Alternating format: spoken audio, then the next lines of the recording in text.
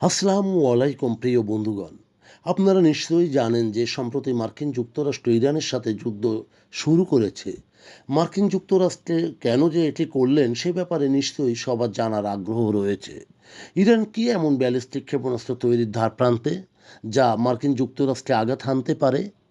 কখনোই সম্ভব নয় এটি ইরানের পক্ষে। মার্কিন যুক্তরাষ্ট্র ইরান থেকে অনেক দূর, যা মহাদেশ পর্যায়ে দূরে। আর এটি যদিও হয় তা হতে হবে আন্তঃমহাদেশীয় ক্ষেপণাস্ত্রের মাধ্যমে। ইরান কি সেই ক্ষেপণাস্ত্র তৈরি করেছে? এমন কোনো প্রমাণও নেই যে তাদের কাছে, আবারও এমন কোনো অভিযোগও নেই যে এটা তারা তৈরি করেছে। মার্কিন পররাষ্ট্রমন্ত্রী রুবিও তা স্বীকার করেছেন। তবে হ্যাঁ, এটি ইরান হয়তো আগামীতে বানাতে পারবে বা বানাতে পারে, যা অসম্ভব নয়। ইরান কি শিল্প গ্রেড ইউরেনিয়াম সমৃদ্ধকরণ থেকে অনেক দূরে? এ ব্যাপারে ট্রাম্পের রিয়েল এস্টেট বন্ধু, যিনি যুক্তরাষ্ট্রের পক্ষে ইরানের সাথে আলোচনায় নিযুক্ত ছিলেন, তিনি বলেন না, ইরান তা নয়। ইরান যা এটি করেছে তার কোনো আমেরিকান বা আন্তর্জাতিক প্রমাণ বা গোয়েন্দা তথ্য প্রকাশ্যে আসেনি। এমনকি ট্রাম্প প্রশাসনও বলছে এটি ঘটছে না। সেন্ট কিটস ও নেভিসে সম্প্রতি এক সংবাদ সম্মেলনে রুবিও বলেছেন তারা এখনই সমৃদ্ধকরণ করছে না। এটা ঠিক। তাহলে ইরানের সাথে কেন যুদ্ধ? তারা কি পারমাণবিক বোমার দিকে ছুটছে? খোদ ট্রাম্পকে জিজ্ঞাসা করুন, তিনি বলবেন যে না। অবশ্যই তিনি শেষবার যখন তিনি বোমা হামলার নির্দেশ দিয়েছিলেন তখন দেশটির পারমাণবিক কর্মসূচি সম্পূর্ণ ধ্বংস করেছিল, এবং এখন হঠাৎ করেই আবার সেখানে ফিরে এসেছে। তাই যুদ্ধ শুরু হওয়া উচিত, এটি ট্রাম্পের বক্তব্য।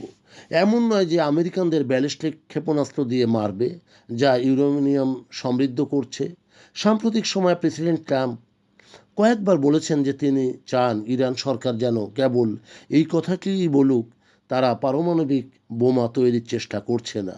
তবে এটিও যুদ্ধের কারণ বলে মনে হয় না। তাহলে কেন ইরানের বিরুদ্ধে ট্রাম্প যুদ্ধ শুরু করলেন?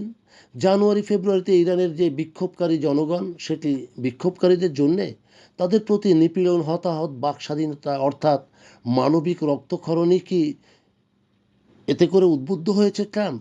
তবে অনেক দেশেই উৎখাতকৃত ক্ষমতাসীন দলকে নিষেধাজ্ঞা আরোপ করা হয় এবং দীর্ঘদিন তাদের রাজনীতির অঙ্গন থেকে সরিয়ে রাখা হয়। এটি তৃতীয় বিশ্বের একটি সাধারণ ঘটনা, আর এই নিপীড়নও সাধারণ ঘটনা। আমেরিকা যুক্তরাষ্ট্র ইরানের সাথে যুদ্ধ শুরু করেছে, তার কারণ হলো, যেমনটি ট্রাম্প বলেছেন, তিনি চান ইরানের জনগণ জেগে উঠুক, তাদের সরকারকে উৎখাত করুক। তারা হয়তো করবে বা চেষ্টা চালাবে, কিন্তু এটা মাথায় রাখতে হবে ইরান একটি বিরাট দেশ। তাদের জনসংখ্যা 9,20,00,000। গত 2 দশক আগেও আমেরিকা ইরাক ও আফগানিস্তানের সাথে যুদ্ধ করেছিল, কিন্তু সেই বিপর্যয়কর জায়গা থেকে বা শাসন থেকে তাদের এখনও সরানো যায়নি। ইরানের নিয়মিত সামরিক বাহিনী আছে, তাদের বিশাল বিপ্লবী গার্ড বাহিনী আছে, তাদের নিজস্ব সেনাবাহিনী আছে, নৌবাহিনী আছে, আছে গোয়েন্দা ও বিশেষ বাহিনী। একটি বিশাল শ্বাসরুদ্ধকার আভ্যন্তরীণ নিরাপত্তা বলয়ও তাদের আছে। সেখানে বিশাল ভূমিকা পালন করে সেই সমস্ত সংস্থা। ইরানের অর্থনীতি শুধু তেলের উপর নির্ভর নয়, তাদের আছে একাধিক ক্ষেত্র। খামেনি হত্যায় যে ইরান নিঃস্ব হয়ে যাবে এটা ঠিক নয়। এটা ল্যাটিন আমেরিকার কোনো ভেনিজুয়েলা দেশ নয় যে সেখানে চেইন অফ কমান্ড মতে একজন শূন্য হলে পরের জন সেটি দায়িত্ব পালনে এগিয়ে আসে। এটি ইরানের chain of command. America first, এটি ছিল যুদ্ধের বিরুদ্ধে, একটা বিদেশি যুদ্ধের বিরুদ্ধে শাসন ক্ষমতা বা পরিবর্তনের বিরুদ্ধে, কিন্তু এখানে সেটির ব্যত্যয় ঘটেছে। সেখানে ট্রাম্প বলেন, আমরা শাসন পরিবর্তনে কাজ করছি। 1989 সালে খোমেনির মৃত্যুর পর এই পর্যন্ত কোনো বিকল্প এসে দাঁড়ায়নি। যদিও আমেরিকা সত্যি গণতন্ত্র বা শাসনতন্ত্রের পরিবর্তন চান, তাহলে সেটি হতে হবে ইরানিদের নিজস্ব উদ্যোগে। সেখানে কোনো বিক্ষোভ বা বিপ্লব বা অভ্যুত্থানের মাধ্যমে। যারা হাজার হাজার ইরানি হত্যা করেছে তাদের বিরুদ্ধে জনগণ একদিন রুখে দাঁড়াবে, সংগঠিত হবে, হয়তো সেখানে তারা সফলতা লাভ করবে। ট্রাম্প ভয়েস অফ আমেরিকা নামক একটি ফার্সি অনুষ্ঠান বন্ধ করেছেন তার কৃচ্ছতা সাধনের জন্যে। সেখানে ছিল আন্দোলনরত মানুষদের জন্য এক আশার কথা, গণতন্ত্র সম্পর্কে উদ্বুদ্ধ করার কথা, অথচ সেটা তিনি বন্ধ করলেন।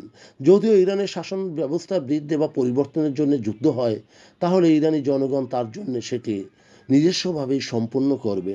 ইরানি বিপ্লব বা বিদ্রোহ, সেখানে এমন কোনো সিভিল চেষ্টা সেখানে আদৌ করেনি আমেরিকা। তাহলে কেন হঠাৎ করে এই যুদ্ধ? এটি কি ভালো? এখানে কার লাভ?